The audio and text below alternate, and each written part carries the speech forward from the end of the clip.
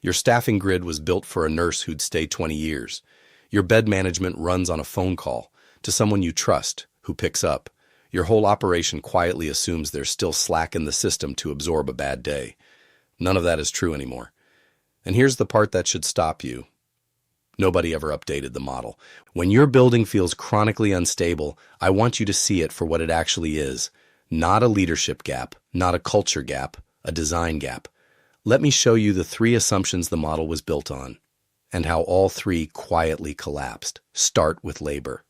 The old model assumed a stable local labor pool, nurses who'd stay for decades, a float pool deep enough to cover a rough week, new graduates lined up behind them. That slack is now gone. The workforce today is tighter, more mobile, more expensive, and a lot less willing to stay somewhere that feels chaotic or unfair. The supply side doesn't reliably refill what demand burns through.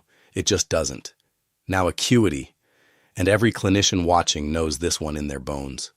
The patients in your beds today are sicker than the patients in those same beds 10 years ago, more complex, more fragile, but the model was designed for the old acuity, so it asks the same number of nurses to deliver harder care to more fragile people. The math quietly stopped working, and nobody changed the math. And the operating margins. Margin is just what's left after the bills are paid. The financial breathing room. The old model had a little forgiveness built in.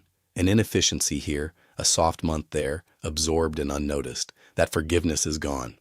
The same inefficiency that vanished 10 years ago now lands in the quarterly numbers. And in the meeting about which service lines survive the next budget. Labor, acuity, margin. Three assumptions the whole model rested on. All three collapsed, and the operating model sitting on top of them never got updated for any of it. You're running an old operating system for a hospital that doesn't exist anymore. You can see it clearest in one line on your budget. Contract labor, the travelers and agency nurses you rent by the shift at a steep multiple of the staff nurse standing right beside them. That line didn't climb because your recruiters stopped trying. It climbed because the labor assumption underneath the model broke. The spend is just the gap made visible. Here's the one thing to do this week. Pull contract labor as a percentage of your total labor cost.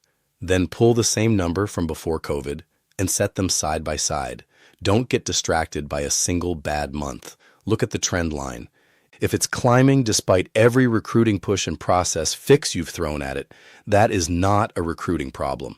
It's the staffing model telling you it was built for a labor market that's gone.